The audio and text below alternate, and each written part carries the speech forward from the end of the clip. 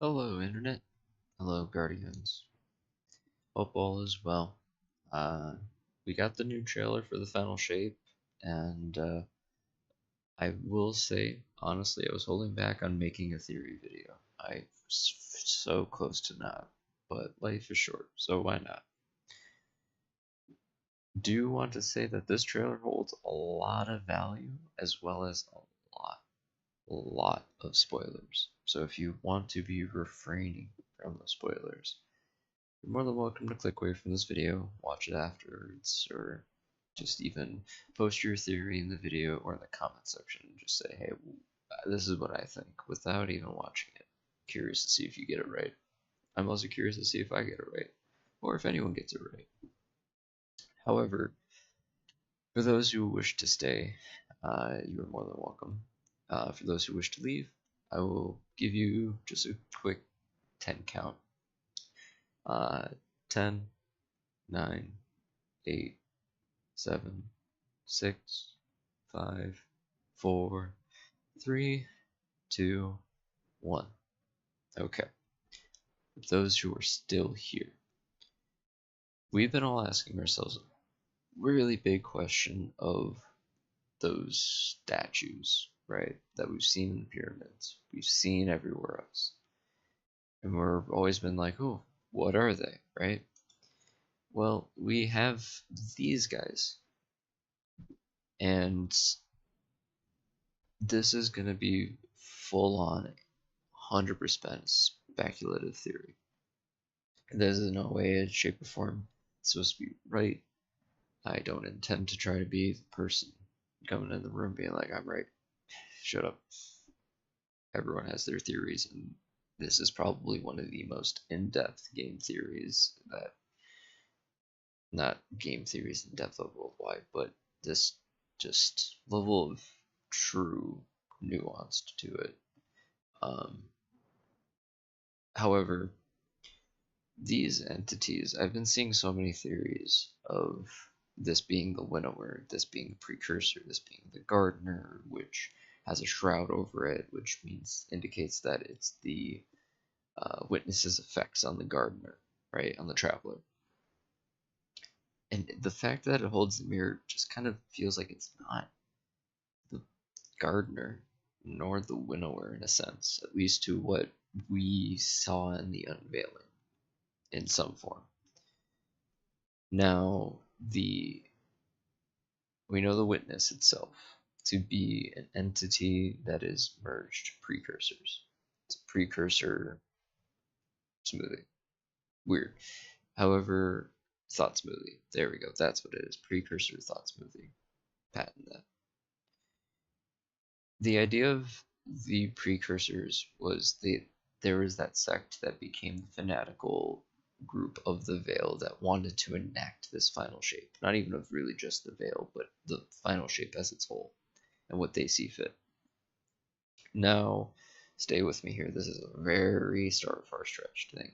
And if these are precursors, right, then either these precursors are the ones that merged with the Veil, or not the Veil, but used the Veil's binding power to merge into the Witness. Now, because in my thoughts is the reason why it's holding the mirror is that it cannot create the light. It doesn't wield the light. It just can mimic the light. It can reflect it. It can perceive that notion of, hey, we're here for you, even though it's not. Its own nihilism is kind of just saying, I want my own thing. This is just for me. Um, However, with more into it, just the design of it, honestly, I'm going into it. I'm in a far reach. This is a far reaching video, but if you look closely into its head, um, it has those two lines, right? It has the two lines that go down its forehead to its eyes, and I truly believe that this is potentially, if not the real witness, the real entities in the mind of the witness. And it wants to become a god, right? So why wouldn't it create itself to be the winnower it seeks? It sought the winnower, and it found the veil, and in the veil it found the reason to become that knife, to become the first knife for the true Winnower, which the Winnower, even though he didn't intend to, or it, not a he, sorry, it didn't intend to, we don't know whether or not of genders, it was one of those moments where as the first knife created, you don't always intend as a knife being used as a murderous intent, right? You don't intend it to be something of viciousness. You sometimes make a knife for buttering, for food, for growing trees, for cropping, anything. Not growing trees, you don't use, you know what I'm saying. You use tools, but that's kind of that representation, is that this knife isn't necessarily wasn't intended to be the way it was. And so the witness having this sense of worship and wanting to be against this very found chaos of living, essentially, believe it, that, where is it? This is what we see as the witness. This is what we're able to comprehend as a witness, or it shows us. But these could be just all precursors that make up the witness. And honestly, when they all fall down into dust, which I'll just play here, it just feels so much of them, just their consciousness merging into one, you know, the idea that they're not their physical forms, they're just all this one cloud of everything. And this is a mind of someone who builds D&D games too, so that's also the thing. Thinking of it as a D&D game, right? The way that you build a villain isn't something that wants something just because. It sees its own reasoning into it and can sway the mind of others that are very good-hearted. In this case, is that. But I'm curious to see what you guys think about this. This is just one of the theories that I have in this video right now, but I'm definitely curious to see what everyone says about this. Your thoughts, because if I'm missing things, I would love to know. I know I love lore about the Destiny universe, but I'm not always perfect. I'm not gonna be perfect on that case. However, the next theory that I do want to go into, or at least talk about, of this trailer is the glassing of our planet. The glassing of the last city. I know I'm saying glassing, it's more like final shape. The shaping of the planet. However, I don't know if these really are dreams. I have actually not a strong feeling they're not. I hope that they're not, at least. The stakes are just too high for it not to be real. And I would hope that we can come back from it. You know, if we can revert everything here back to where it was, cool.